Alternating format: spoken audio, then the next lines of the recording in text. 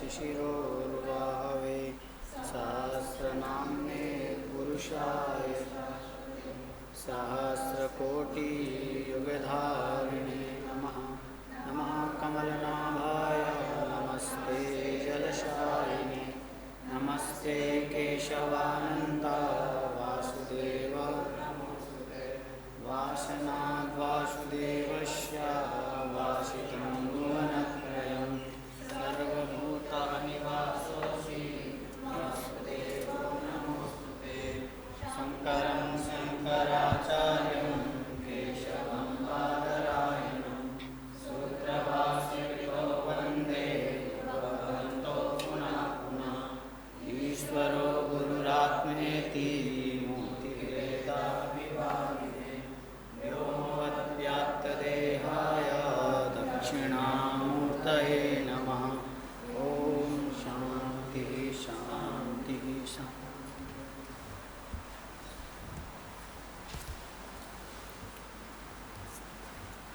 ॐ इमा रुद्राय तवसे कपर्दिने क्षयधीराय प्रवरामहे मति यथा समसद्विपदे चतुष्पदे विश्वं पुष्टं ग्रामे अस्मिन्ननातुरम्। ॐ शान्तिः शान्तिः शान्तिः।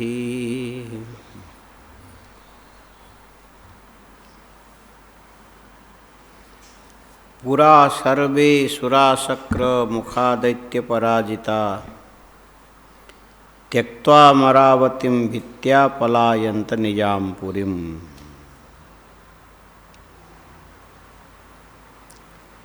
देवता स्वर्ग में सुखी थे पहले।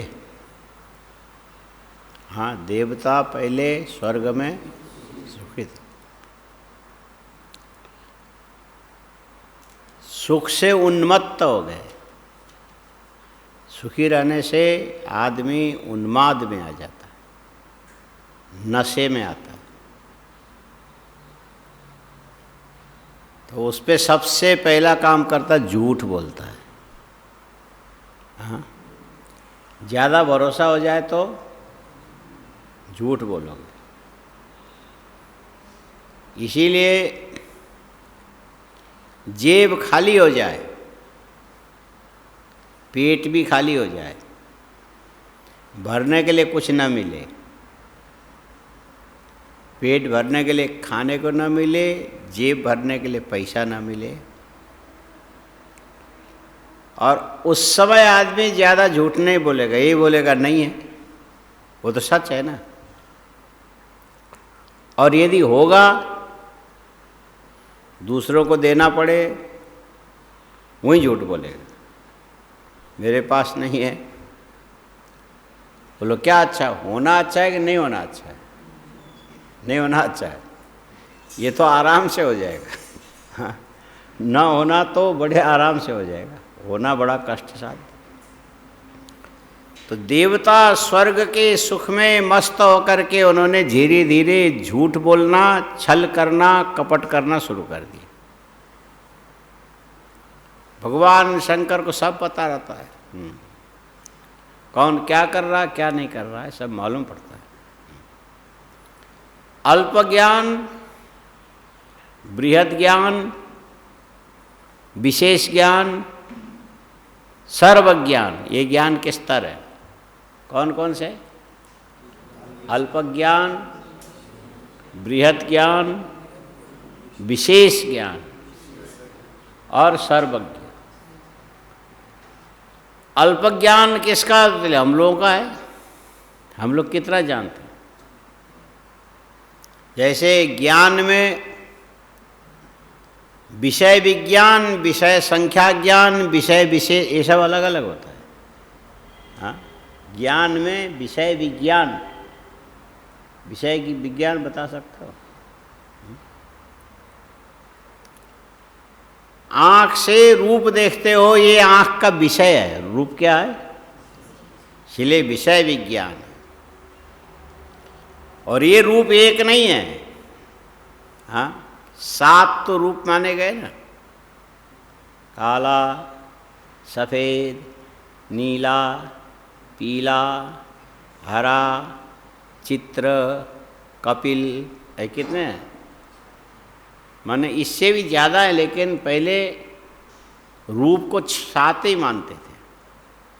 और आजकल जो नया चला ना, मिला मिला करके अलग अलग रूप बनाते हैं।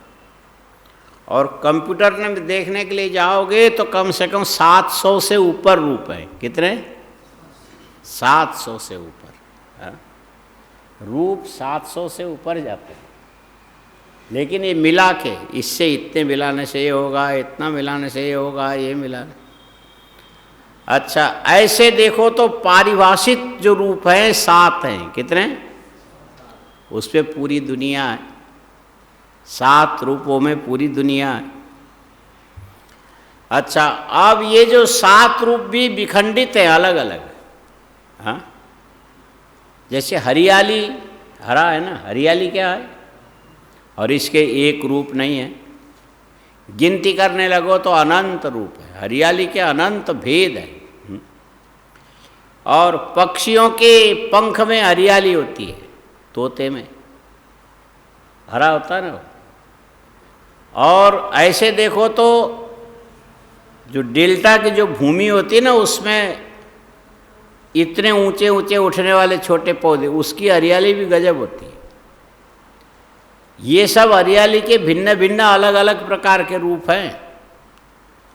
और ये हरियाली को सूक्ष्म देखने के लिए जाओगे तो गैस से, लकड़ी से, विचित्र प्रकार के अन्य ईंधन से जलने वाली अग्नि के जड़ के हिस्से की हरियाली भी अलग होती है। तो ये गिनती करने लग जाओ तो अनंत है, अनंत। और हम इतने न संख्या को जानते हैं, न विषय को जानते हैं, न वस्तु को जानते हैं। लेकिन बिल्कुल नहीं जानते ऐसा भी नहीं है, थोड़ा बहुत जानते। इसीलिए हम हैं अल्पज्ञ। हम लोग कैसे हैं? अल्पज्ञ। तुम लोग व्याकरण पढ़ते हो, मुश्किल से कितने सूत्र याद होगा तुमको? कितने सूत्र याद है? 200 भी नहीं होगा, हैं? 200 से ज़्यादा है। 2000 सूत्र तुमको याद है? हाँ, 2000 पक्का तुमको है? 2000 सूत्र याद होना तो अच्छा माना जाएगा भाई, हाँ? अच्छा बताओ, कहाँ से कहाँ तक तुमको याद है? अष्टाध्यायी पूरा? पूरा तो अष्टाध्यायी ज़्यादा है। पूरा अष्टाध्यायी सूत्र लगभग 3000 से ऊपर है, 4000 है। तो उसमें से 2 तुमको कंठस्थ सुना सकते हो?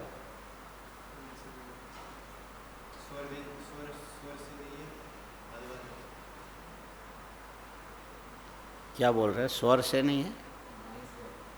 हाँ, हम सूत्र की बात कर रहे हैं भाई। तुमने सूक्त सुना क्या? वेदों के मंत्रों को सूक्त बोलते हैं। वो भी 200 सूक्त तुम्हें याद नहीं होंगे। सूक्त में तो कई मंत्र होते हैं। और सूत्र, व्याकरण के सूत्र 2000 याद है? तो उसमें स्वर की ज़रूरत नहीं होती है। व्याकरण के सूत्र में स्वर की ज़रूरत नहीं होती। चलो कोई बात नहीं। अच्छा, माने 2000 यदि कंठस्थ हो तो ठीक ही माना जाएगा, कम नहीं है। हम तो समझते हैं कि लोगों के पास 100-200 भी लोग याद नहीं करते। और ऐसे देखो तो व्याकरण के सूत्र अलग हैं, योग के सूत्र अलग हैं, सांख्य दर्शन के सूत्र अलग है, न्याय दर्शन के सूत्र अलग है। और सबसे ज़्यादा सूत्र संख्या वाला दर्शन है मीमांसा दर्शन। किसी भी दर्शन में 12 अध्याय नहीं है। मीमांसा में 12 अध्याय, हाँ, 12 लक्षणीम ऐसा बोलते हैं, 12 अध्याय वाला। और एक एक अध्याय में 4-4 पाद है। मीमांसा में भी ये सिस्टम है, जैसे ब्रह्मसूत्र में वैसे मीमांसा में। और ये कर्मकांड का विषय होने से सबसे ज़्यादा सूत्र संख्या किसमें है? मीमांसा में है। अच्छा, अब मीमांसा, वैशेषिक, योग, सांख्य, न्याय, ये सब सूत्र वाले ग्रंथ हैं। सांख्य, योग, न्याय, वैशेषिक 4 हो गए। उत्तर पूर्व मीमांसा मिलकर के इस पे बहुत सारे सूत्र हैं, और उन सूत्र के अलग अलग भाष्य हैं, अलग अलग वार्तिक हैं, अलग अलग वृत्ति हैं। तो ये शास्त्र खोलते चले जाओ तो तुम्हारा जीवन अल्प दिखेगा, और ये ज्ञान का साधन अनंत है। तो इतने में से हम थोड़ा बहुत जान सकते, ज़्यादा नहीं, इसीलिए हम अल्पज्ञ हैं। और कुछ लोग बहुत ज़्यादा जानते हैं, कुछ लोग बहुत ज़्यादा जानते हैं। भगवान आचार्य शंकर थे कि एक बार किसी ने सुनाया तो उनको याद हो जाता था, फिर कभी नहीं भूलते थे। और 6 साल की उम्र होते होते 4 वेद उन्होंने अध्ययन कर लिया, पूरा अंग सहित कंठस्थ कर लिया। और एक बार उनके शिष्य ने एक ग्रंथ लिखा, लिख करके उनको सुनाया। मैंने ब्रह्मसूत्र के भाष्य की टीका लिखी, चतुसूत्री पर्यंत सुनाया। सुना के वो तो गए, तो उधर गए तो पुस्तक भी जल गया, खुद को भी किसी ने जहर पिला दिया। अब उनके दिमाग ऐसा रोने लगे। बोले अच्छा भाई तू लिख ले, तुमने जितना सुनाया था उतना मुझे याद है। वो अभी तक जीवित है। और जब कश्मीर में सर्वज्ञ पीठारोहण के लिए गए तो वहाँ तो सभी दर्शन वाले, सभी शास्त्र वाले इसका निर्वचन आचार्य उसका ही करने लगे। माने कुछ भी, कोई ऐसा ज्ञान नहीं जो भगवान आचार्य शंकर को नहीं था। इनको बोलना चाहिए बृहत महान ज्ञानी थे। और ज़्यादा आगे बढ़ो तो फिर स्वर्ग में गुरु बृहस्पति है, ज्ञान के धनी है। शुक्राचार्य भी उतने बड़े ज्ञानी हैं। ये सब मिलकर के बड़े बड़े ज्ञानी कहला सकते हैं, लेकिन ये सर्वज्ञ नहीं है। ये क्या नहीं है? सर्वज्ञ नहीं।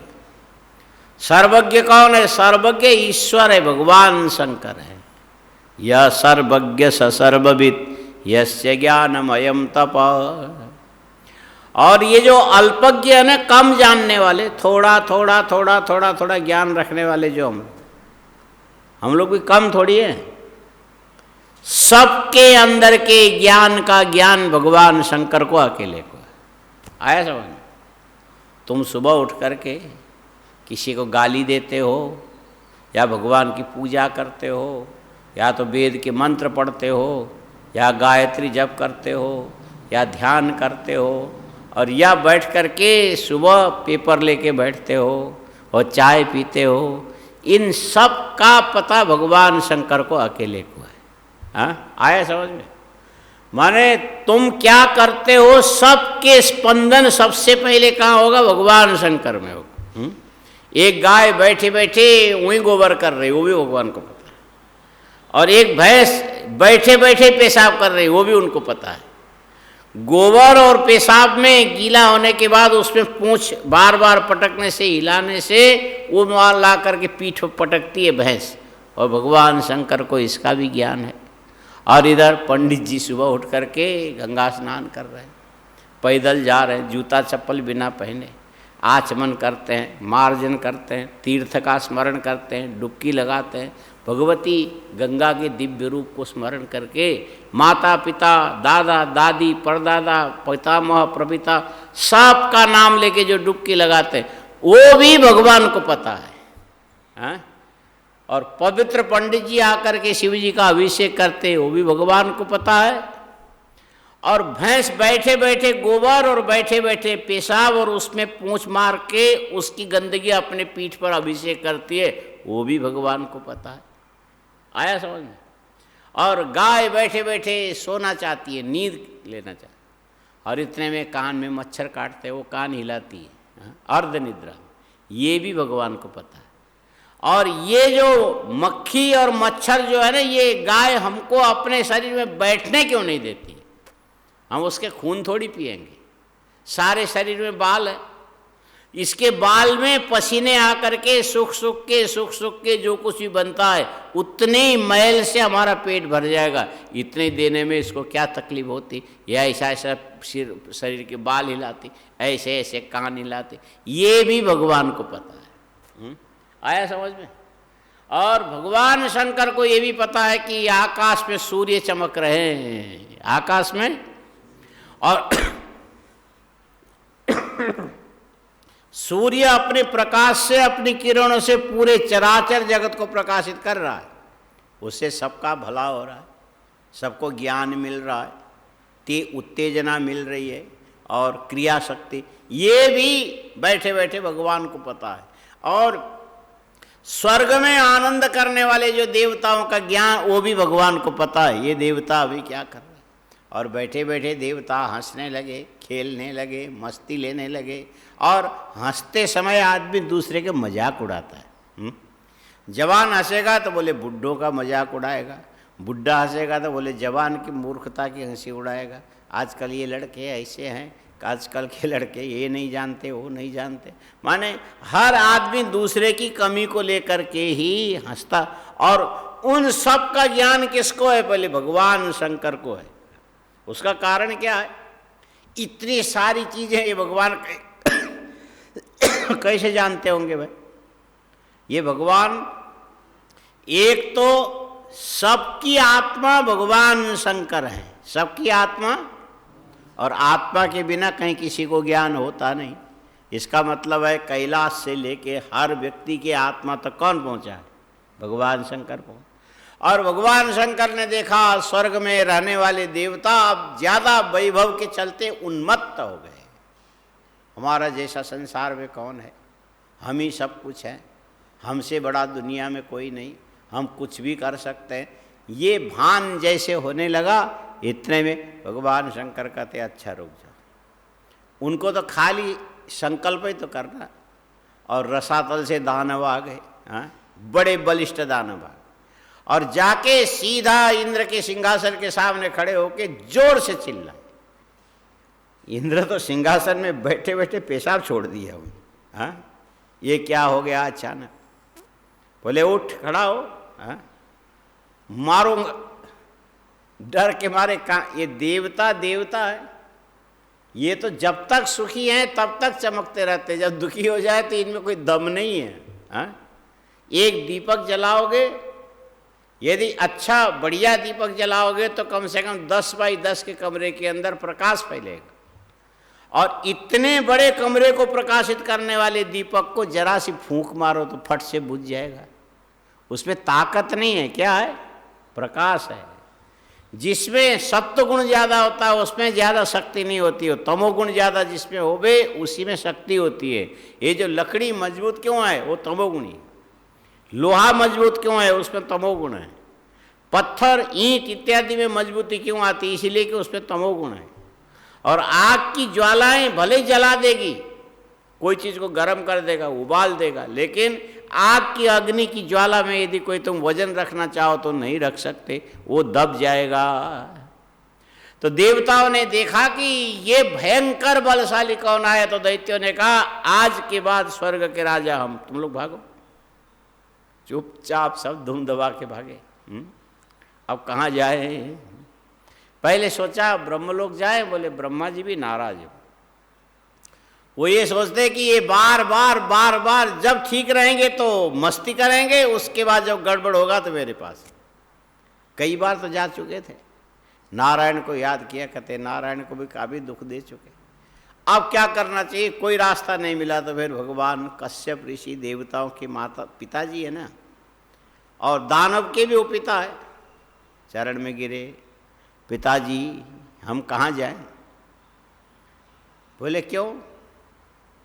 जाने के लिए तुमने आज पहली बार पूछा, पहले तो स्वर्ग में मजे में थे। बोले वहाँ से भगा दिया गया। बोले अच्छा। अपने दुखड़ा बड़ा रोए। कश्यप ऋषि ने कहा अच्छा कोई बात नहीं। और यहाँ एक बात नंदिकेश्वर कहने लगे, देखो शरत कुमार जी, कश्यप ने जब सुना कि देवता दुखी हैं, दैत्यों ने उनको दुखी किया, और कश्यप ऋषि कहने लगे ठीक है तुम दुखी हो, लेकिन बहुत ज़्यादा दुखी कश्यप ऋषि नहीं हुए, क्योंकि ये जो दानव भी तो उन्हीं के संतान हैं। वो यदि आगे बढ़े तो क्या फर्क पड़ता, कोई बात नहीं। हाँ ठीक है कि इनको भी जीने खाने लायक छोड़ दिया होता तो ठीक था, लेकिन अब वो भी तो स्वर्ग आ गए, धर्म उनका अपना है। ताना स्वस्य मुनिशोथ धैर्यम आधाय शास्त्र शांतधि काशिम जगाम सुप्रीत्य विश्वेश्वर पुरीम मुने। यदि कश्यप ऋषि में धैर्य नहीं होती, ज्ञान नहीं होता, विज्ञान नहीं होता, विचार नहीं करते, तो उसी समय आवेश में आके कहते अब भी मैं दैत्यों को बताता हूँ, हाँ, एक श्राप दे देते सब नष्ट हो जाते। ऐसा नहीं, हमें किसी का नुकसान करके किसी का भला नहीं करना है, और हमको तो सबका ही भला करना। सर्वे भवन्तु सुखिनः। बोले सबके भला कैसे हो सकता है, ये देवता दानव के शत्रु हैं, दानव देवताओं के शत्रु हैं, दोनों मिलके लड़ रहे हैं, और एक के विनाश किए बिना दूसरा ठीक नहीं होगा। विनाश में हमको जाना नहीं, और जो शरण में आया उसकी रक्षा करनी है। अब क्या करें भाई, ये इतनी पेचीदा समस्या, ये झंझट है भाई।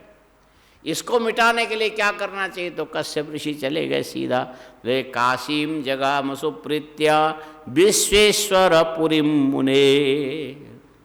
जब पूरी दुनिया की समस्या से परेशान हो जाओ तो क्या करना चाहिए, बोले काशी जाना चाहिए। हाँ, सब लोगों ने यही काम किया। जब झंझट ज़्यादा बढ़ जाए तो कहाँ जाना चाहिए, काशी जाना चाहिए, वहाँ पर समाधान है।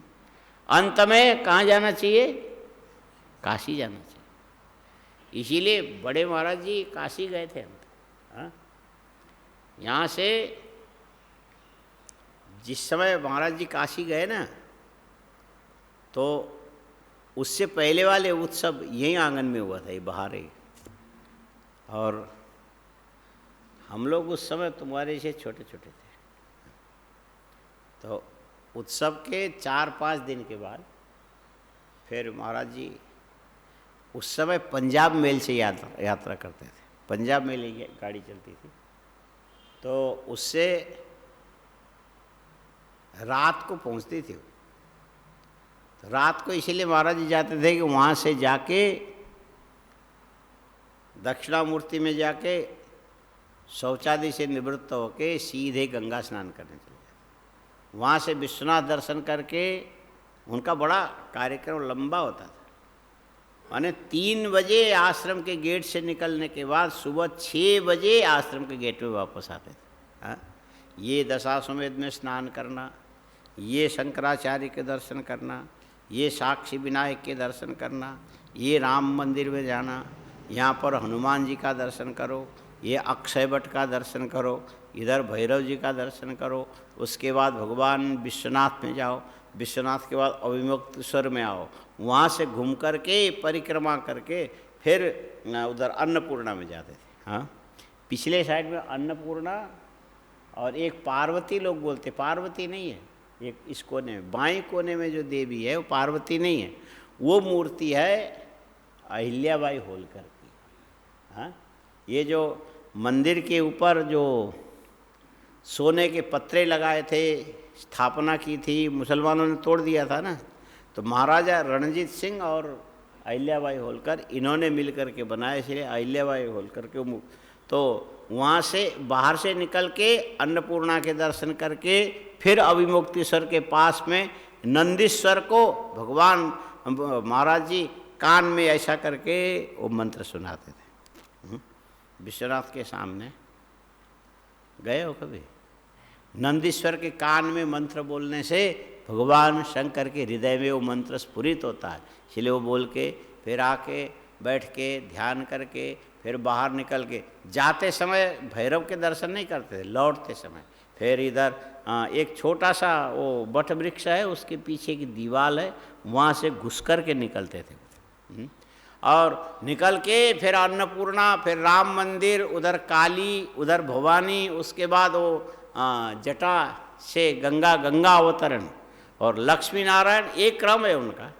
तो उसके बाद राधा कृष्ण, उसके बाद बाजू में भगवान शंकर पार्वती के साथ बैठे, वहाँ जाके खड़े होके फिर बोलते थे सानंद मानंद। उम्र भी हो गई थी। फिर नृसिंह भगवान के दर्शन करके बाहर आके जहाँ श्रीयंत्र के एक श्रीयंत्रेश्वर है उनकी पूजा करने के बाद फिर एक चक्कर लगाते थे। बोले वो कोने में सूर्य भगवान है और इधर विनायक है, कई अलग अलग विनायक है। तो ये सब दर्शन करके फिर ढूंढीराज होकर के धीरे धीरे बाहर निकल के एक तारकेश्वर भगवान शिवलिंग है। हाँ, ये जब इधर से निकल के बांस फाटक की ओर आओगे, दाहिनी ओर जाओगे तो एक सड़क ऊंची हो गई और नीचे बैठ गए और सड़क के किनारे इतने बड़े और बीच में से टूटे हुए, इसी मुसलमान ने उसको तलवार से काटा ऐसे, और वो शिवलिंग को भगवान वो चढ़ाते थे महाराज जी जल।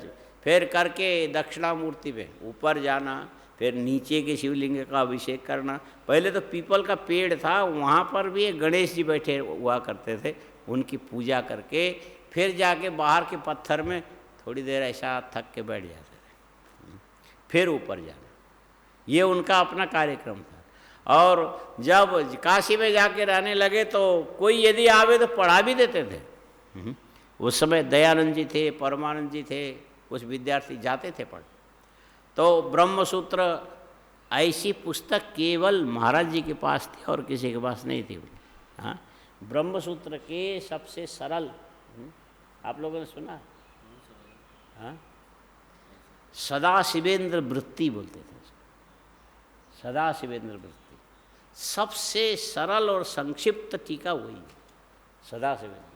और बड़े महाराज जी के पास वही पुस्तक थी, सदा शिवेंद्र वृत्ति, और उसको खोल करके बैठते थे। उसमें हर एक सूत्र में माने ये पूर्व पक्ष है, ये संशय है और ये उसका समाधान है, माने हर एक संक्षिप्त रूप में। सदा शिवेंद्र वृत्ति जैसा संक्षिप्त ब्रह्मसूत्र और कोई दूसरा नहीं है, बोले वो रखते थे हमेशा। और वो पुस्तक कभी किसी को हाथ लगाने नहीं देते थे, अपने पास उनके अलमारी में अभी तक है वो। और ये जो सदा शिवेंद्र वृत्ति है, हाँ, अभी अनुपलब्ध नहीं है। अनुपलब्ध इसीलिए नहीं है, स्वामी विद्यानंद जी जो कैलाश के थे ना, उन्होंने विद्यानंद वृत्ति करके निकाली ब्रह्मसूत्र। तो ये जो विद्यानंद वृत्ति है, ये कोई विद्यानंद वृत्ति नहीं है, ये सदा शिवेंद्र वृत्ति के हूबहू एकदम, कहीं पर अस्थि कर दिया, कहीं पर भवती कर दिया, लेकिन वो जैसा का वैसा उन्होंने उतार लिया। तो वो छपा दिया। तो जब हम लोग पढ़ने लगे तो वो सदा शिवेंद्र वृत्ति तो मिलती नहीं थी। तो विद्यानंद वृत्ति जब पढ़ने लगे तो हमको लगा ये पुस्तक बड़ा उपयोगी, ये तो बड़े अच्छे विद्वान हैं, तो कोई बात नहीं, ठीक है। तो करते करते एक बार पता नहीं कैसे जो महाराज जी के पास सदा शिवेंद्र वृत्ति और एक महात्मा के पास और थी, वहाँ से हमको मिला। हमने मिलान करके देखा तो इसका नकल ये है कि इसका नकल ये है, वो 700 साल पुराना और ये अभी निकला हुआ। तो हमको समझ में आया कि विद्यानंद जी ने विद्या में आनंद लिया, हाँ, दूसरे की विद्या में उन्होंने आनंद लिया। चलो ये भी है, कोई बात नहीं, पुस्तक तो उपलब्ध हो जाता। तो कोई यदि पढ़ने वाला हो तो महाराज जी वो पढ़ा भी देते थे, लेकिन बस वो बाहर बरामदे में वो लंबी कुर्सी अभी भी है पड़ी हुई, हाँ, ऐसे पैर रखने का भी हाथ ऐसे, तो जो उससे जाली से बुनी हुई आराम से पढ़। और अब अगले साल उत्सव का समय आया तो बड़े महाराज जी आ गए, हाँ, आबू वाले महाराज जी कहने लगे उत्सव में आप चलिए। बोले मैं नहीं जाऊंगा, अब मैं काशी नहीं छोड़ूंगा। तो बहुत ज़्यादा बोले। अच्छा मंडलेश्वर जी आप बोल रहे हो, जिस दिन उत्सव पूरा होगा उसी दिन शाम को गाड़ी में बैठा दोगे? बोले बैठा दूंगा। उस शर्त पर आए, फिर उसके बाद नहीं आया। बोले अब काशी नहीं छोड़ूंगा, आया। हाँ? तो विशेष परिस्थिति में अंत में कहाँ जाना चाहिए? बोले समाधान के लिए काशी जाना चाहिए। ये आज की परंपरा नहीं, प्राचीन परंपरा। कश्यप ऋषि देखो, हाँ, काशीम जगामा, वो तो स्वर्ग में देवताओं के पिताजी कहलाते थे। कौन? देवताओं के पिता होने के बाद उनको कोई कमी थी क्या कश्यप ऋषि को? और ये चले गए काशीम जगाम सुप्रीत्या विश्वेश्वरपुरी मुने, भगवान विश्वेश्वर की नगरी है, वहाँ चले गए। गंगाम बसी ततस्नात्वा कृत्वा तम विधिमा विधिमादराद विश्वेश्वरम समानर्च सांबम सर्वेश्वरम प्रभुम। बोले गंगा के जल में जाकर के भगवान कश्यप ऋषि ने स्नान कर लिया। ये जो स्वर्ग से आने वाले कश्यप ऋषि गंगा में डुबकी लगाते हैं। बोलो, स्वर्ग से आने वाले कश्यप ऋषि गंगा में डुबकी लगाते हैं।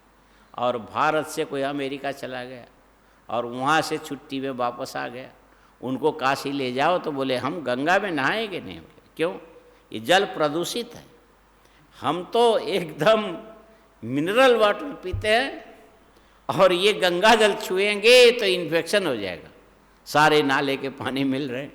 लेकिन कश्यप ऋषि को गंगा में अपवित्रता नहीं दिखती और अमेरिका से आने वाले को दिखती है। ये पाप पुण्य के यही माप है। पाप पुण्य का माप क्या है? मन में यदि आस्था हो तो गंगा में गंगा की वृत्ति बनेगी, और यदि नहीं होगी तो हम तो ऐसे आदमी हैं बस एकदम वो प्यूरिफाई की हुई पानी। अरे ज़्यादा से ज़्यादा ऐसा होना चाहिए, उबाल के भाप बना के पानी बना के फिर बोतल में बंद किया होगा। वो बोतल भले 5 साल पुराना हो, कोई बात नहीं, वो पिएंगे, लेकिन गंगा जल नहीं पिएंगे। हाँ, तो कश्यप ऋषि ने गंगाम्बसी ततस्नात्वा कृत्वा तम विधिमा, और स्नान के बाद विधि पूर्वक उन्होंने तर्पण किया। कश्यप के पिताजी कौन है? मरीचि। जिंदे थे अभी, लेकिन जिंदे होने पर भी लोकांतर में है ना, ब्रह्मलोक में। मरीचि ऋषि ब्रह्मलोक में, और हाथ पे जल लेकर के उनको जलदान दिया। आप तो गंगा में स्नान करने नहीं आ सके, मैं आपका संतान नहा रहा हूँ, ये जल मैं आपके निमित्त से प्रदान करता हूँ। इदम जलम तस्मै स्वधा करके तर्पण इत्यादि करने लगे। विश्वेश्वरम समानर्च सांबम सर्वेश्वरम प्रभुम, और कमंडल में जल लेकर के गए, भगवान विश्वेश्वर के ऊपर चढ़ाया। काशी विश्वनाथ के ऊपर जल चढ़ाया कश्यप ऋषि ने। शिवलिंगम सुसंस्थाप्य चकार विपुलम तप शंभुमुद्दिश्य सुप्रीत्या देवानाम हित काम्यया। कहते विश्वेश्वर का जरूर दर्शन करो, लेकिन यदि विशेष साधना करनी हो तो अपनी ओर से काशी में कहीं भी शिवलिंग की स्थापना करके फिर पूजा। कश्यप ऋषि भी बैठ गए। अब वो कश्यप के द्वारा स्थापित लिंग कहाँ है यहाँ तो लिखा नहीं है, लेकिन शिवलिंग की स्थापना किया। विपुलम तप शंभुमुद्दिश्य सुप्रीत्या देवानाम हितकाम्यया महान कालो व्यतीयाय तपतस्तस्य वै मुने शिवपादाम्बुजासक्त मनसो धैर्यशालिनः।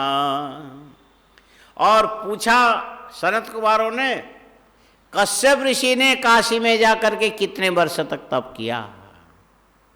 बोले बहुत लंबा समय बीत गया।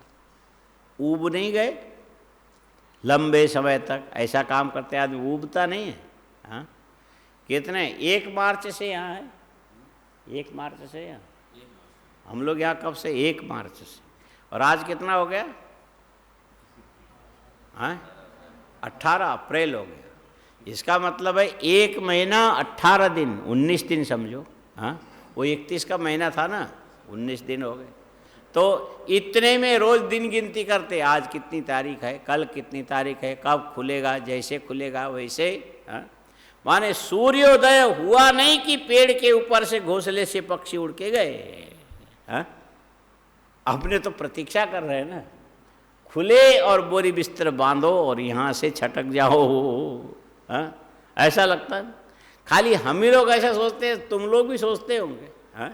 यदि ऐसा हो, यहाँ से निकल के फटाफट घर जाएंगे और अपने गाय भैंस देखेंगे, खेती बाड़ी देखेंगे, और फिर आगे आना होगा। फिर माने कब निकले कब जाए, कब निकले कब जाए। लेकिन ये कश्यप ऋषि कितने वर्षों तक काशी में रहे, महान समय निकल गया उनका। कालो व्यतीयाय तपतस्तस्य वै मुने शिवपादाम्बुजासक्त मनसो धैर्यशालिना। और वो तो ये विचार करने लगे, भगवान शंकर कभी हमको दर्शन न देवे, हम उनकी पूजा करते रहेंगे। और हम शंकर जी की उपासना करने काशी में कब तक रहेंगे? जब तक भगवान दर्शन देंगे तब तक, नहीं तो जब तक आयु रहेगी तब तक।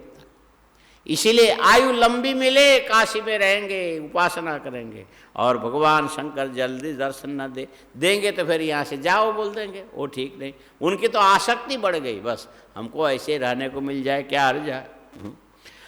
अथ प्रादुरभुच्छम्बुर्वरम दातुम तदर्शये स्वपदासक्त मनसे दीन बंधु सताम गति।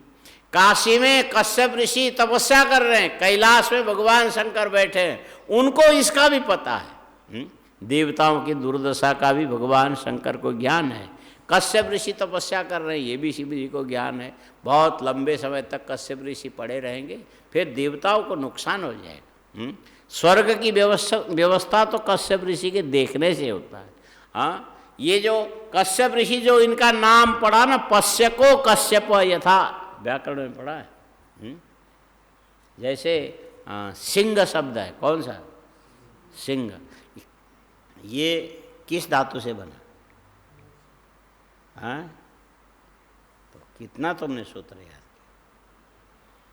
हिंस्र धातु है।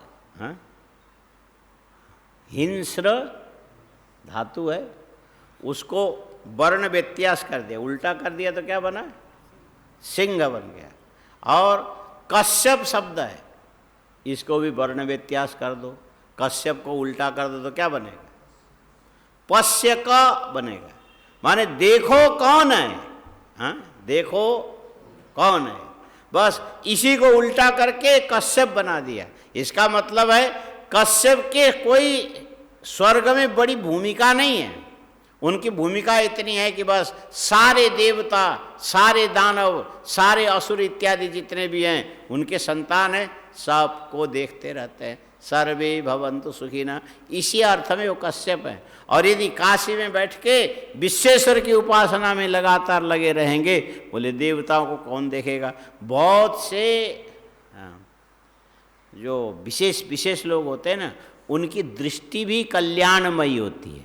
हाँ, उनकी दृष्टि, एक तो मंदिर में प्रतिष्ठित मूर्ति, हाँ, उनकी दृष्टि, दूसरा निरंतर शास्त्र अध्ययन करने वालों की दृष्टि, तीसरा निरंतर जप करने वालों की दृष्टि, तीसरा आंख बंद करके परमात्मा के ध्यान में लगे रहने वालों की जो दृष्टि, जिसके ऊपर दृष्टि पड़े उसका कल्याण होता। इसको कल्याणमयी दृष्टि वाले बोलते हैं। क्या बोलते हैं? कल्याणमयी दृष्टि वाले। बोले हमको कुछ नहीं चाहिए, आप केवल एक बार अपनी दृष्टि से देख लो, इतने से हो जाएगा। और दृष्टि जितना काम करती उतना कोई दूसरा आशीर्वाद काम नहीं करता है। क्या करेगा? दृष्टि काम करेगी। जैसे एक बटन दबाते ही जो लाइट जलती है उससे पूरा का पूरा हाल जगमगाने लगता है, ठीक इसी प्रकार तुम्हारी अंतरात्मा का तेज दूसरे तक पहुंचाने का सबसे बढ़िया साधन यदि कोई चीज़ है, ये तुम्हारी दृष्टि है। और कश्यप ऋषि की दृष्टि से पूरे देव दानव सब कृतार्थ धन्य होते हैं।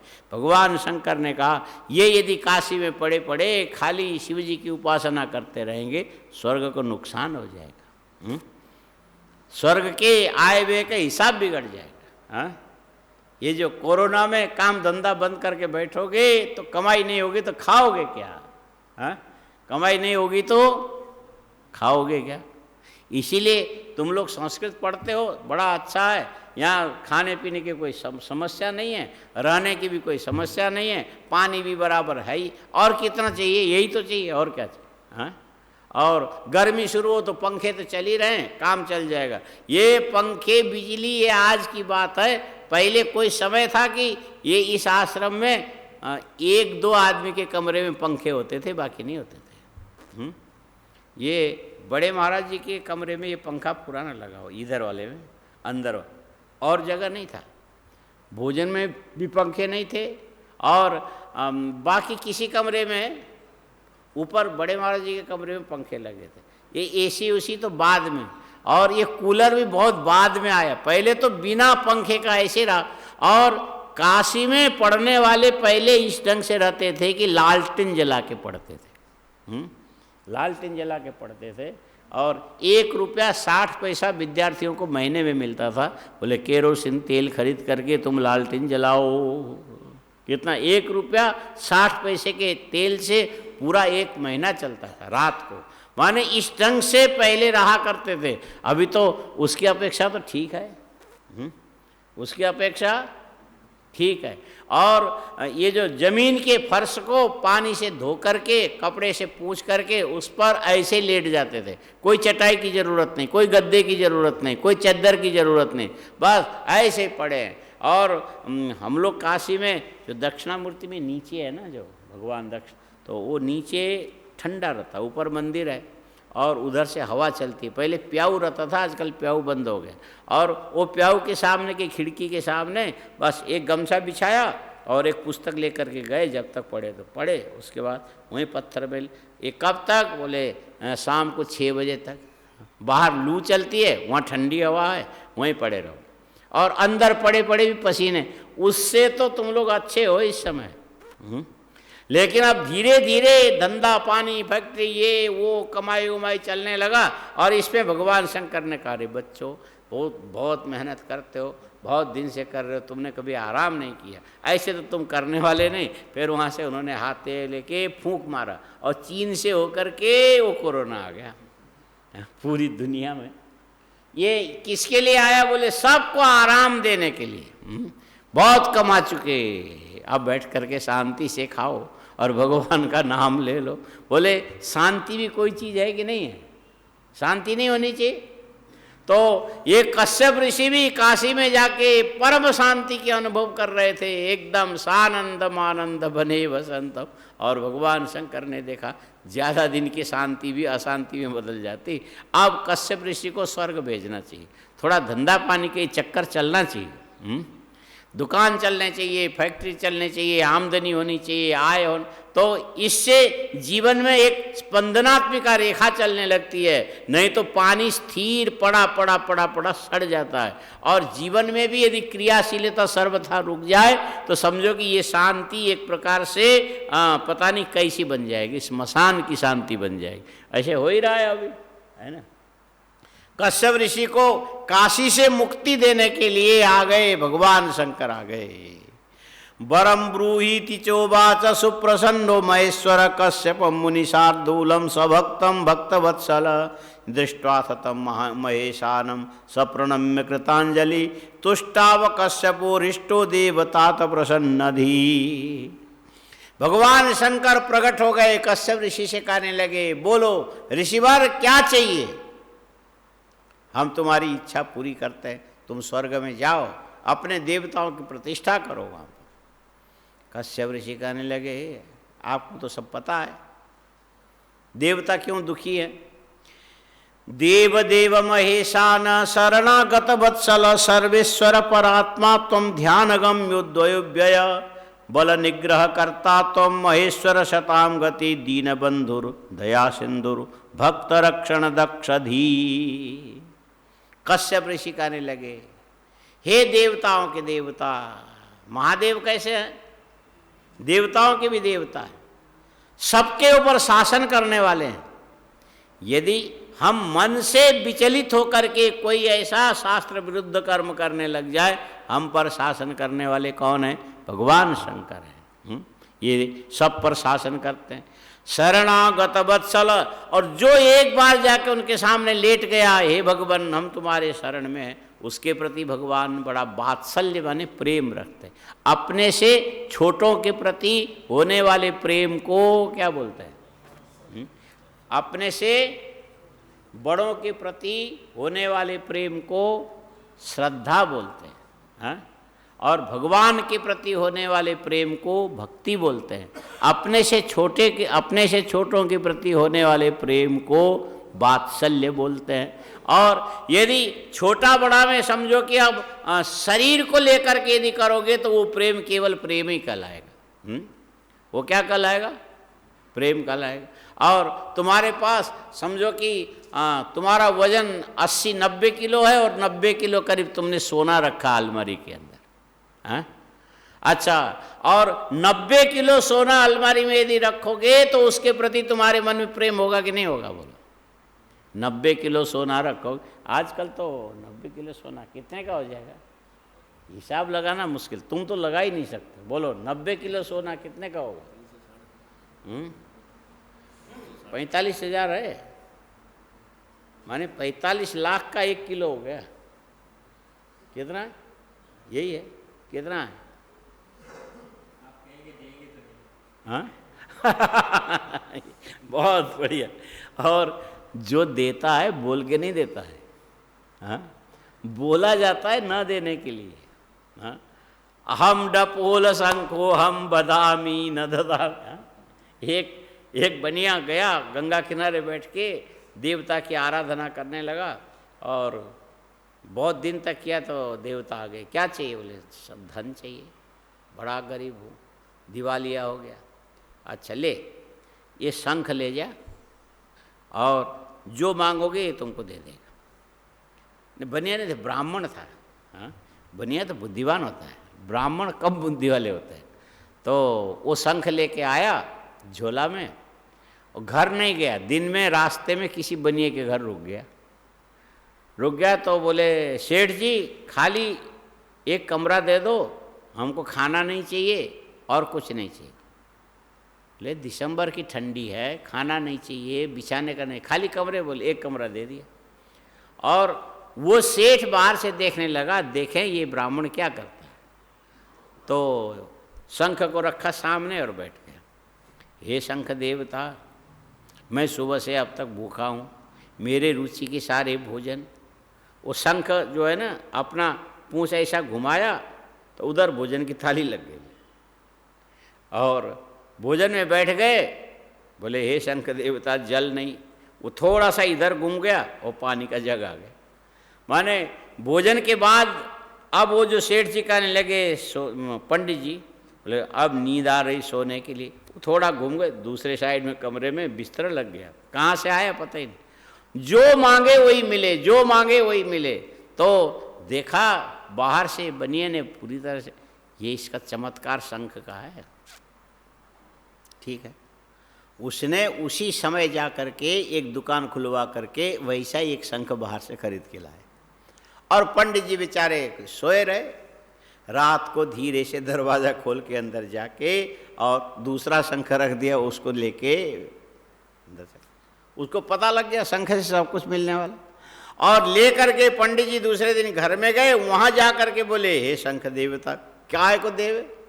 वो देने वाला शंख तो ले गया कोई। हाँ कौन ले गया? हाँ बनिया ले गया। ऐसे ही होता है। इसीलिए जो जमीन में खड्डा होता है, बारिश होने पर सारा पानी उसी खड्डे में जाके पहले गिरेगा, कुएं में गिरेगा, तालाब में गिरेगा। वो ये जो ऊंची जमीन सूखी रह जाती है। ऐसे ब्राह्मणों को, साधुओं को यदि पैसा कदार से मिल जाए तो ये अंत में बनियों के पास जाके ख़त्म होना है। हाँ कहाँ जाता है? इस आश्रम में कितने सारे पुजारी हुए और उनके पास पैसे जमा होते थे और इतने में दूसरे आ जाते थे, आके बोले क्या पुजारी जी पैसा रख के करोगे आप हमारे उसमें, हम आपको इतना ब्याज दे देंगे, 20% देंगे, 16% देंगे, 18%। और ऐसा करके लेने वाले वो बेचारे महात्मा को क्या, आप खाली आके उनको डायरी में बताना आपका ब्याज इतना हो गया, इतना हो गया, इतना हो गया, ना देना नहीं लेना कुछ नहीं। वो मर गए, वो डायरी बंद हो गए। हाँ मर गए, डायरी बंद हो गई। और इस ढंग से साधुओं के, महात्माओं के जो पैसे कहाँ जाते हैं बोलो? इसीलिए इनको ब्राह्मणों को, साधुओं को दिया हुआ जाने वाला कहीं नहीं, लौट के फिर बनियों के पास में ही रहना। और ऐसे अरबों की संपत्ति मारवाड़ियों के पास तो इस ढंग के अरबों की संपत्ति पड़ी। हाँ जो दे के जमा करके गए और मर गए। और साधु ब्राह्मणी खाते थोड़ी है। हाँ? खाली बनियों को गाली देते कि कंजूस हैं, खर्चा नहीं करते, और मिलने पर तुम भी यही करोगे। हाँ खुद भी नहीं खाओगे, बच्चों को भी नहीं दोगे और मर जाओगे ऐसे। और खाएगा कौन? बोले जिसके पास रखा वही खाएगा। यही होता है। तो देखा पंडित जी तो बेचारे जैसे के वैसे रह गए। अब फिर गए गंगा किनारे, वो देवता का ध्यान करने लगे। बड़ा ध्यान किया तो देवता, कल हमने शंख दिया था क्या, वो तो खाली एक रात तो उसने दिया, उसके बाद ऐसे ही ये देखो सामने। देवता ने कहा अच्छा अच्छा ये शंख हमको दे दे। ले जाओ, हम दूसरा शंख देते हैं। और जिस ढंग से तुम गए थे ना, उसी ढंग से उसी बनिए के घर में रात को रुकना, और ये शंख से तुम मांगना जरूर, लेकिन ये देगा नहीं, वो डबल करके बताएगा। तो ठीक है, उससे फायदा क्या होगा, दूसरे दिन से फिर तुम्हारा शंख देने लग जाए। माने वो समझ गए देवता कि ये ब्राह्मण है, महासपाट बुद्धि वाला है, हाँ? इसकी बुद्धि ऐसी है।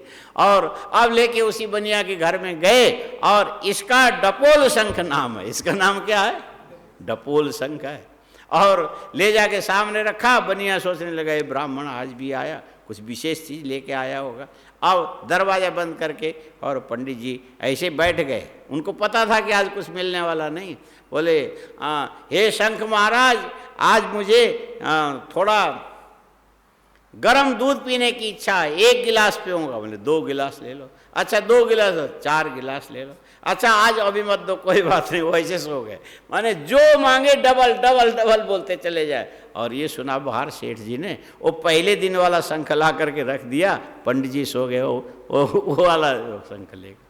अब वो बनिया गया, अंदर ले जाके शंख को रख के बोलने लगे, हे शंख महाराज, ब्राह्मण की तपस्या क्या फल हो, आपकी कृपा से मेरा भी कल्याण हो जाए।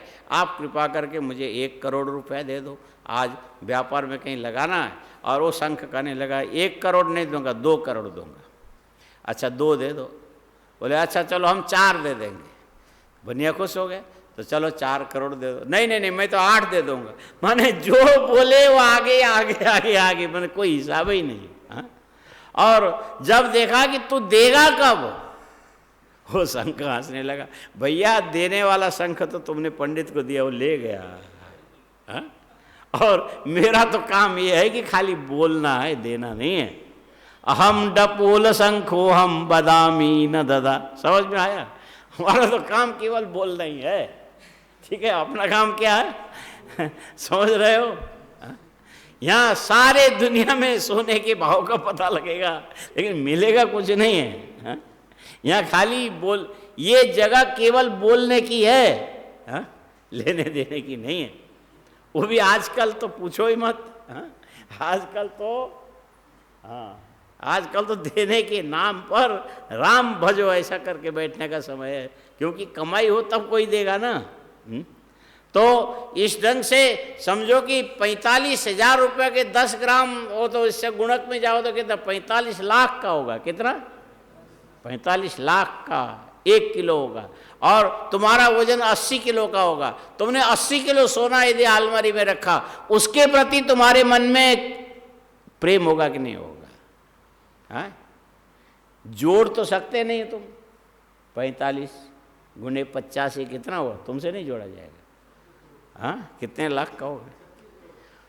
36 करोड़। 36 करोड़ में तो ये लोग तो उसी समय पागल हो जाएंगे जिस समय मिलेगा। हाँ? उसी समय 1 मिनट की देरी नहीं लगेगी, एकदम। वहाँ कोई दवाई भी आजकल तो नहीं मिलेगा, हॉस्पिटल नहीं भरते, बिजली के करंट भी नहीं मिलेगा, छत माने पागल हो जाओगे। अच्छा, अब वो जो 80 किलो सोने के प्रति तुम्हारा जो प्रेम है, तुम्हारे बराबर का है, इसको भक्ति भी नहीं बोलेंगे और इसको वात्सल्य भी नहीं बोलेंगे। इसको क्या बोलना चाहिए? ये संसार के वस्तु के प्रति होने वाला जो प्रेम है, इसको मोह बोलते हैं। इसको क्या बोलते हैं? माने चैतन्य का चैतन्य में अपने से कम सत्ता वाले के प्रति होवे तो वात्सल्य है, और चैतन्य का चैतन्य में अपने से बड़ी सत्ता वाले के प्रति होवे तो श्रद्धा है, और भगवान के प्रति होवे तो भक्ति कहलाती है। और इसके अतिरिक्त संसार के बाह्य वस्तु के प्रति होने वाला जो प्रेम है, इसका नाम मोह है। ये जो प्रेम है रुलाता है। ये क्या करता है? ये मेरी जमीन है, कोई कब्जा कर लिया तो फिर रोओगे, और मेरे मरने के बाद क्या होगा फिर रोओगे, और मेरे पास इतनी संपत्ति, उसमें प्रेम भले तुम्हारा रहे, लेकिन इससे तुम्हें सुख कभी नहीं मिलेगा, रोते ही रहोगे। तो ये आत्मा से अतिरिक्त वस्तु में जो जड़ वस्तु के प्रति होने वाला जो प्रेम है ये मोह है। और जड़ और चेतन मिला हुआ भी जो होगा ना, ये जो चलने फिरने वाले पुत्र पौत्र कलत्र इत्यादि, इसको भी मोह ही कहते हैं। इसमें से कोई किसी को चाहे संज्ञा कोई भी दे, बात्सल्य दे दो, फलाना दे दो, ये दे दो, कुछ नहीं। केवल भगवान के प्रति होने वाला जो प्रेम है यही तुम्हें परम सुख की अनुभूति करा सकता है, बाकी सारी चीजें बेकार की है। आया समझ में? और कश्यप ऋषि से कहा कि आप कृपा क्या चाहिए बोलो, मांगो। बोले हम क्या मांगे, हम आपको समझते हैं। देव देव महेशान शरणागत वत्सल, बोले आप सबसे बड़े हो, बाकी सब लोग आपसे छोटे हैं।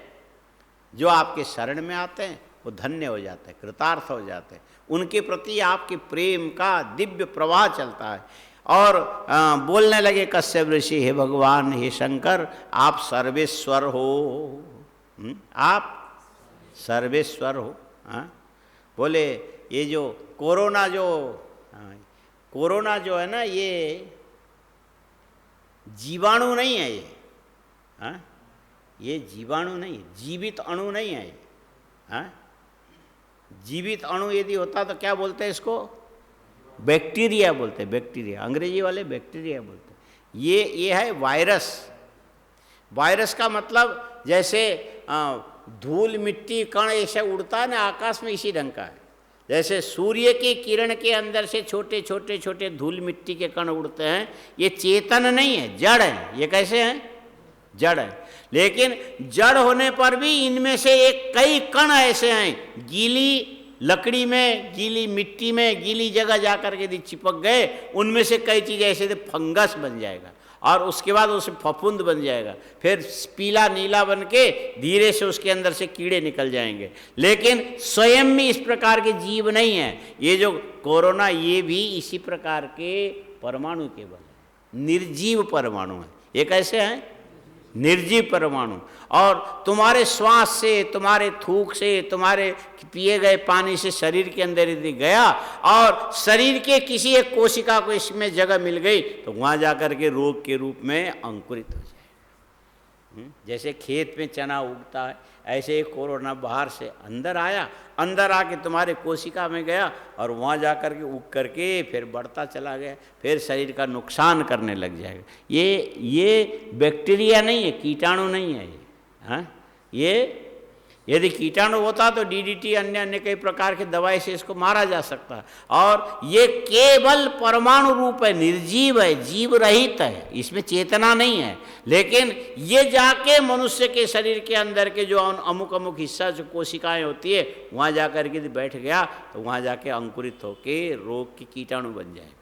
बाहर से निर्जीव जाएगा और अंदर जाके सजीव बन जाएगा। और इसीलिए अभी तक कोई पकड़ में नहीं आया कि इसको रोकथाम के लिए क्या चीज़ है। निकलेगा तो इसमें ये जो टीबी के आसपास के जो पहले वैक्सीन बने थे ना, उसी में से कोई रास्ता निकलेगा। लेकिन एकदम झटिति बहुत जल्दी सामने आया ना, इसीलिए किसी को पकड़ में नहीं आ रहा है। टीबी की जो बीमारी वो तो है बैक्टीरिया, लेकिन टीबी की प्रकृति और इसकी प्रकृति लगभग एक जैसी है। वो भी अंदर जाके इन्फेक्शन करेगा और ये भी जब कम से कम 3 हफ्ते तक अंदर रहने के बाद फिर अंकुरित होगा और इसके बाद इसकी जो आगे है क्षय रोग में बदल जाएगा। तो ये जो तुम्हारे फेफड़े की प्रक्रिया को बिगाड़ देगा, बुखार होगा, कभी ना उतरने वाला, माने करते करते अंत में श्वास की बीमारी से मर जाओगे। हाँ, ठीक भी हो सकते हो, मर भी सकते हो, लेकिन इसकी प्रकृति देखने से ऐसा लगता है कि ये टीबी के साथ मिलती जुलती कोई ऐसी चीज़ है। अब धीरे धीरे धीरे लगभग 80% तक खोज हो चुका है। कितना?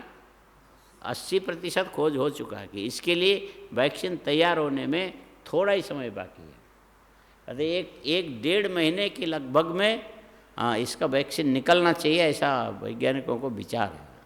और वो निकल पड़ा तो वो जैसे ही एक इंजेक्शन शरीर में लगाया फिर वो चीज़ तुम्हारे शरीर के अंदर कभी आएगा नहीं, बाहर से आके अंदर फिर उत्पादकता उसमें नहीं रहेगी।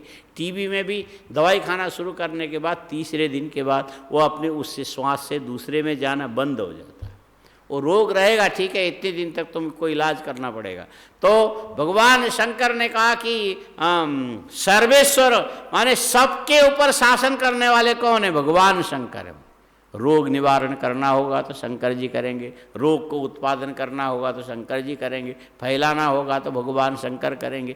किसको कितनी मात्रा में दुख देना है, कब जाके उसके दुख की हवा निकालनी है, ये भगवान शंकर को पता है। इसीलिए उनको सर्वेश्वर बोलते हैं। परमात्मा तम ध्यान गम्यो द्वयोव्यय। बोले ये परमात्मा कैसे है? तो कश्यप ऋषि कहने लगे भगवान ध्यान गम्य है। हाँ, भगवान कैसे है? चाहो तो केदारनाथ जाओ, चाहो तो मधुमहेश्वर जाओ, चाहो तो और भी कई तीर्थ हैं अलग अलग, चाहो तो 12 ज्योतिर्लिंग, कहीं भी जाओ, लेकिन कहीं यदि नहीं जाना हो तो आंख बंद करके बैठ जाओ। कहीं नहीं जाना तो क्या करोगे? हाँ, आसन लगाना, सीधे होके बैठ जाना। टेढ़े होके बैठोगे भगवान का ध्यान नहीं बनेगा। हाँ, कैसे बैठोगे? हाँ, सीधे होके बैठना। हाँ, पेट भर खाओ तो जो पेट है ना तुमको ऐसा झुकने नहीं देगा, ऐसा ही आया समझ में? हाँ, ये जो ऑफिस में गद्दी में बैठ के सेठ लोग बहुत देर तक काम क्यों करते हैं? उनका पेट बड़ा होता है, पेट जो है आगे नहीं झुकने देता, पीछे भी ज़्यादा देर ऐसा नहीं रहेंगे, वो काम करते रहेंगे। और तुम लोग जो है ना, ये जो ऐसा करके धनुष जैसे पेट करके झुक जाते हैं, और झुकने के बाद नींद आना जरूरी है। ये कमर टेढ़ी हुई कि नींद आई? बोलो, कमर टेढ़ी हुई नींद आ जाएगी। आया समझ में? सीधा होना चाहिए। भगवान के ध्यान के लिए भी सीधे होकर के बैठो। कैसे बैठोगे? और सीधे आसन लगा के बैठने के बाद ये विचार करना, ये जो हमारा शरीर हमारे प्रयत्न के बिना भी सीधी रेखा में बराबर टिका हुआ है। फिर पैर के अंगूठे से लेके सिर तक, सिर से लेके अंगूठे तक एक प्राण का चिंतन करो। किसका? प्राण का चिंतन। ये चिंतन करने का रास्ता क्या है? जैसे एक मच्छर आके यहाँ बैठ जाए, पता लगता है। ये मच्छर यहाँ बैठ जाए तो पता लगता है, यहाँ बैठे तो पता लगता है। इसका मतलब है ये हमारी संवेदना पूरे शरीर के एक एक रग रग में सब जगह फैली हुई है। और इस संवेदना को बनाने वाला कौन है? ये हमारे शरीर में प्रवाहमान रक्त है। रक्त में संवेदना आई कहाँ से? बोले ये क्रिया कहाँ से आई? प्राण की क्रिया से आई। और ये इस क्रियाशीलता में इतने तेज कहाँ से आया? अग्नि के द्वारा आया। और ये सारी चीज़ें मिलकर के जो हमारी अनुभूति बन रही, ये अनुभूति कैसी है, शरीर कैसा है, इंद्रियां कैसी है, मन कैसा है, तो वहाँ पर ऐसा लगेगा जैसे कांच के बर्तन में दीपक जला दो। कांच के बर्तन में कांच का घड़ा है और उसके अंदर दीप जला के रखो, और वो पूरे घड़े के अंदर से सर्वत्र से प्रकाश बाहर आएगा कि नहीं आएगा? ऐसे शरीर के अंदर चैतन्य आत्मा विद्यमान है, व्यक्त होकर के बैठा, और उसके सबसे नज़दीक में प्राण है। ये प्राण सबको आकर्षित करके पानी को, जल को, तेज को, पृथ्वी को सक्रिय कर रहा है। और इनकी जो सक्रियता है ये तुम्हारे आत्मा की जो अनुभूति है, इसके साथ मिल करके ये जीवन का संवेदन बन रहा है, ज्ञान बन रहा है, ज्ञान। और हम ज्ञान से विषय तक चले जाते तो अपने आप को भूल जाते हैं, और बाहर से आंख बंद कर लिया, और ये जो नख से लेके शिख पर्यंत हमारे शरीर को कौन जान रहा है? ये ध्यान करने के लिए प्रयत्न शैथिल्य होना चाहिए। शरीर को ऐसी स्थिति में रखना चाहिए कि जैसे मुट्ठी बांधोगे ऐसा कस के। क्या करोगे? मुट्ठी बांधोगे। हाँ, मुट्ठी बांधते हो? हाँ, मुट्ठी बांधोगे कस। कहोगे मुट्ठी क्यों बांधे? कुछ दक्षिणा दो तो बांधे। हाँ, मुट्ठी में कुछ रखा हो तो फिर बांधना चाहिए। तो वो जैसे कलकत्ते से दिल्ली कोई आवे तो बोले बिहार होके गाड़ी आती, तो बिहार में जेब काटने वाले बहुत होते हैं, कैसा भी करो वो निकाल लेंगे, तुम देखते रह जाओगे। तो वहीं हावड़ा स्टेशन में बिक जाता है आदमी, ये आदमी इतना लेके जा रहा है, हम उसके पीछे नहीं जाएंगे, और उसमें से तुम आधा हमको जमा कर दो, इसके पास इतना तुम जाओ। माने वो ग्राहक बिक जाता है। हाँ? ग्राहक वहाँ से बिक जाता है। और एक मारवाड़ी चला, कहाँ से? कलकत्ते से। 3 किलो सोना लेके चला, और वो जो छिनताई करने वालों को पता लग गया। बोले 3 किलो सोने का आधा हमको दे दो, उसके साथ है, तुम चले जाओ। वो आदमी गया, फटाफट उसने टिकट बना लिया, और जो 3 किलो सोना लेके गया था उसके पास में, वहीं पर सीट पे उसने अपने वहीं बैठा, बात करने लगा, ये करने लगा। और सब वो जाए उधर बाथरूम में तो सारा सामान टटोल ले, लेकिन वो मिले ही नहीं 3 किलो सोना। तो उसको उतरना था बनारस। बनारस स्टेशन आ गया, मुगल सराय आ गया। उसके बाद मुगल सराय आने के बाद उसने पूछा, सेठ जी हम आपके पास 3 किलो सोना, ऐसा किसी ने हमको सूचना दी, हम उसको चुराने के लिए आए। हमने आपके सारे सामान देख लिए, नहीं मिला, और हम तो 3 किलो का आधा पैसा उसको दे चुके जिसने सूचना दी। आपके पास 3 किलो सोना नहीं है ना, बोल दो, अब तो आप उतरने वाले हो, तो हम उसको फिर वो आधा जो दिया वापस ले लें। तो सेठ जी हंसने लगे, अच्छा अच्छा ऐसा है, मैं उसमें हावड़ा में बिक गया था क्या? अरे मैं बिक गया, मुझे पता ही नहीं लगा। घोड़े को भी पता लगता है कि मुझे बेचा जा रहा है, और हमें हावड़ा में सोने पे हमको पता ही नहीं लगा। ऐसे बात करते करते बोले आप बताओ तो सही, क्या? बताऊंगा, चिंता मत करो। करते करते बनारस स्टेशन आ गए। आने के बाद सारा सामान समेट लिया, और देख ले मेरा सामान यही तो है जो तुमने सब देख लिया था। बोले हाँ। आप बताओगे नहीं? बोले तू बैठ ना, ये गाड़ी तो आगे जाएगी, हमको बनारस उतरना। तो लेके गया और खिड़की के पास खड़ा हो गया। खड़े होकर बोले सेठ जी कब बता के जाऊंगा भाई, चिंता मत कर। तो जैसे गाड़ी ने वो विसल बजाया, पहले तो जो उसके कोयले की इंजन वाली गाड़ी होती थी ना, हाँ, छुक छुक वाली, और ऐसे सू करके धुआं छोड़ के चल, तो उसने विसल बजाई, चलने को तैयार, इतने में सू खा खुट जब हुआ, बोले देख भाई 3 किलो सोना मैं लेके आया था, और उसको तुम आधा मत देना, मेरे सामान में तुमको नहीं मिला, तुझे देख के मैं पहचान गया था, तो उसी के तकिया के नीचे रखा था, ये मैं लेके अब जा रहा हूं। आया समझ में? समझ में आया? माने चोर के ही तकिया के नीचे रख दिया। किसने? हाँ, सेठ जी ने। मारवाड़ी वैसे पैसे वाले नहीं होते हैं, उनके यहाँ भेजा होता है, दिमाग होता है।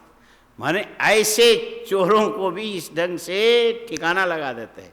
अच्छा, अब इतने में तो गाड़ी सू करके छाक छोक छाक तो चलती रही, वो बेचारा देखता रह गया, मेरा तो आधा मुफ्त में गया। हाँ, 3 किलो सोने के आज के हिसाब से देखो तो कितना हो जाएगा? हाँ हाँ, 1.5, हाँ, अरे 40 45, क्या बात कर रहे हैं? 1 करोड़ से ऊपर गया भाई। हाँ? अच्छा संस्कृत पढ़ते हो। अरे भाई साहब, टुकड़े टुकड़े में जोड़ने का अभ्यास रखो। 45 है तो उसमें कम से कम 40 को 3 से गुणा करो, कितना हो जाएगा? 4 3 12, 1 करोड़ 20 लाख हुआ ना। अब 5 ही तो बचा, उसको फटाफट नहीं कर सकते? 15, हाँ, कितने हो गए? तो इतनी देर लग गया? तेरी संस्कृत वाले। बोले घोड़े में, गधे में और खचरे में यही अंतर है, संस्कृत वाले में और व्यापारियों में ये फर्क। वो हिसाब में दिमाग लगाते हैं, और तुम लोग दिमाग पता नहीं कहाँ लगाते हो। हाँ? अच्छा, अब 1 करोड़ कितना? 37 लाख हो?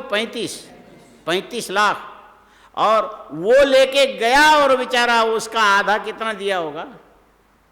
हाँ? आधा पहले दे चुका हो, तो हाथ में हाथ धरे बैठा रहा। आया समझ में? इसको बोलते बुद्धि। हाँ, इसको क्या बोलते हैं? मारवाड़ी वैसे मुफ्त पैसे वाले नहीं बने, बुद्धि लगा के पैसे वाले बने। हाँ, जो बुद्धि लगाता है वो पैसे वाला बनता है, जो केवल बल लगाता है वो बैल बन के रह जाता है। बोलो, खाली बल लगावे वो क्या बनेगा?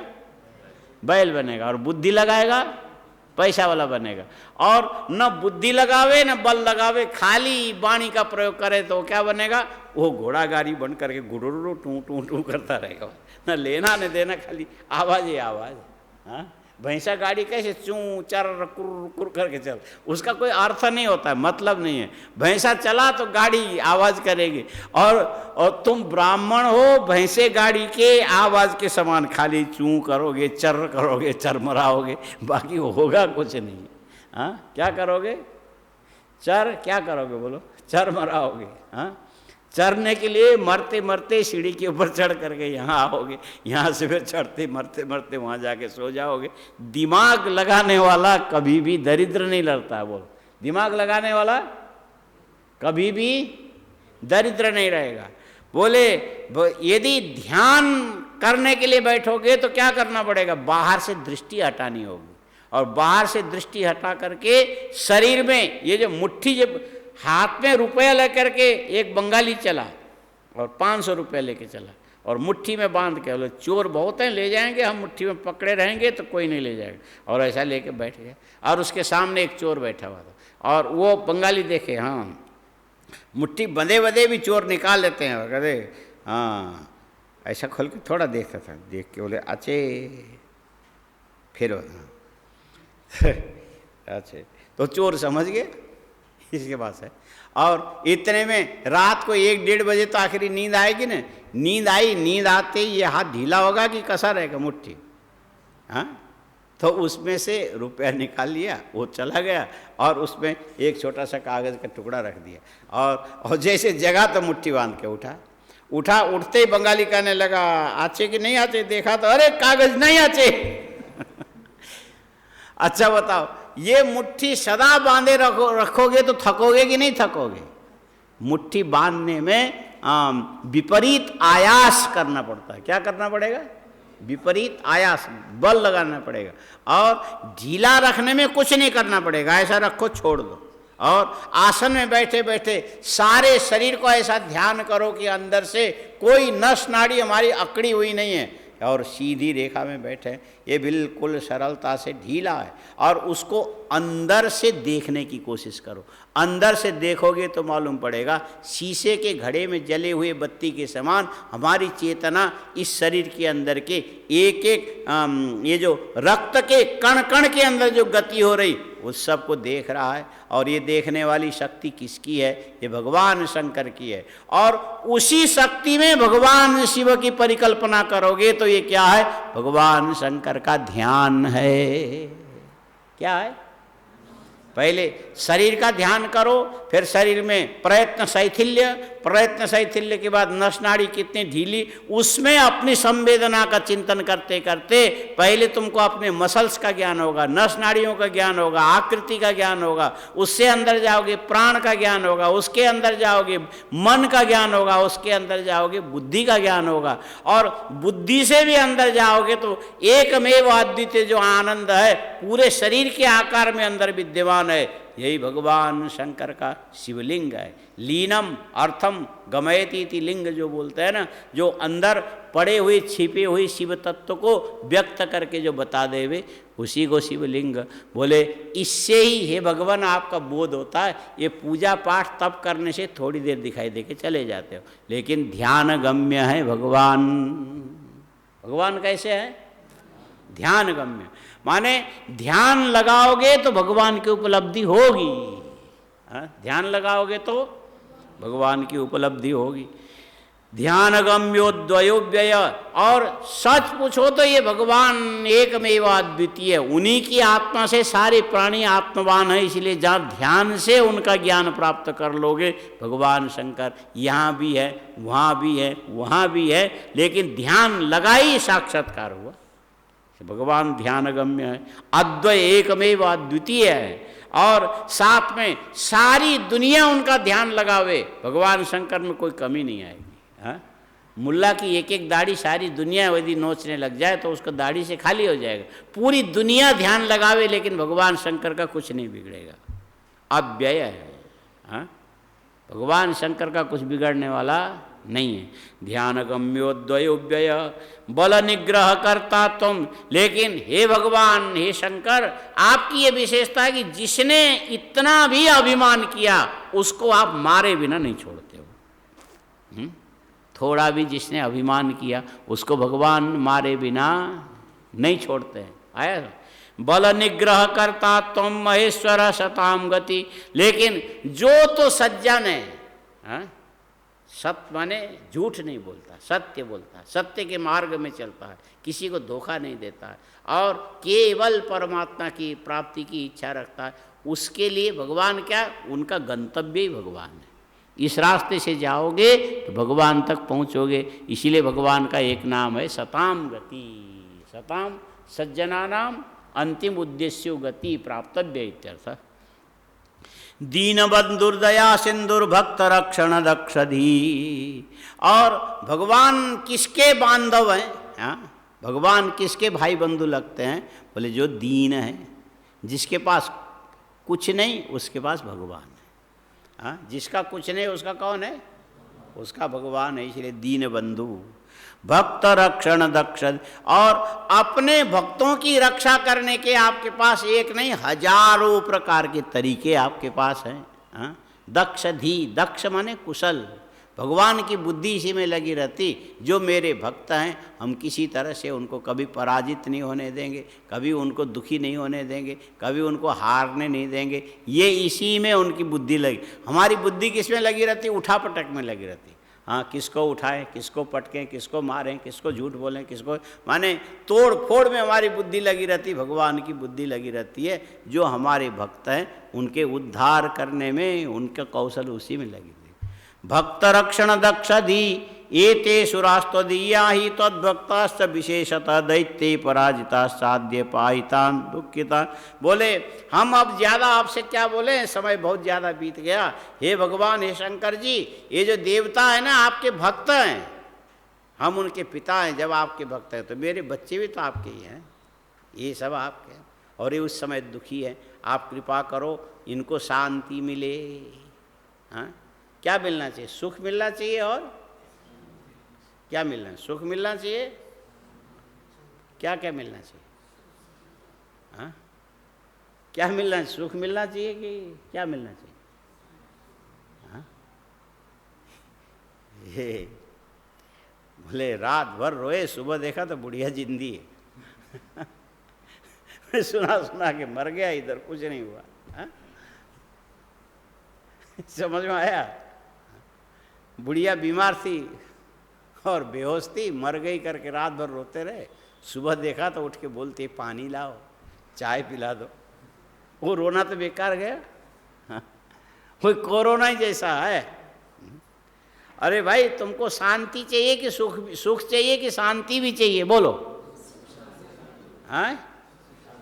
सुख शांति दोनों चाहिए। बोले देवताओं को भी सुख भी चाहिए, शांति भी चाहिए। तो भगवान शंकर ने कहा कि चलो सुख और शांति तुम लोगों को चाहिए, कश्यप तुम्हारे बच्चों को, ये फिर कल हम लेकर के आते हैं, आज तुम खाली आता है। वो झोला हम छोड़ के आ गए, सुख शांति कल लेके आएंगे। ओम पूर्णमदः पूर्णमिदं पूर्णात् पूर्णमुदच्यते पूर्णस्य पूर्णमादाय पूर्णमेवावशिष्यते। ओम शांति शांति शांति। शंकरं शंकराचार्यं केशवं बादरायणं सूत्रभाष्यकृतौ वंदे भगवन्तौ पुनः पुनः। ईश्वरो गुरुरात्मेति मूर्तिभेदविभागिने व्योमवद्व्याप्तदेहाय दक्षिणामूर्तये नमः। ओम शांति शांति शांति। ओम इदगुं हविः प्रजननं मे स्वस्तये आत्मशनि प्रजाशनि पशुशनि लोकशन्यभयशनि। अग्निः प्रजां बहुलां मे करोतन्नं पयोरेतो अस्मासु दत्त। अग्निर्ज्योतिर्ज्योतिरग्निः स्वाहा सूर्यो ज्योतिज्योतिः सूर्यः स्वाहा। अग्निर्वर्चो ज्योतिर्वर्चः स्वाहा। वर्चो ज्योतिर्वर्चः स्वाहा ज्योतिः सूर्यः सूर्यो ज्योतिः स्वाहा। ओम कर्पूरगौरम करुणावतारम संसारसारम भुजगेन्द्रहारम सदा वसन्तं हृदयारविन्दे भवं भवानी सहितं नमामि। असितगिरिशमं स्यात् कज्जलं सिन्धुपात्रे सुरतरुवरशाखालेखनीं पत्रं लिखति यदि गृहीत्वा शारदा सर्वकालं तदविदवगुणानामीशपारं नयाति।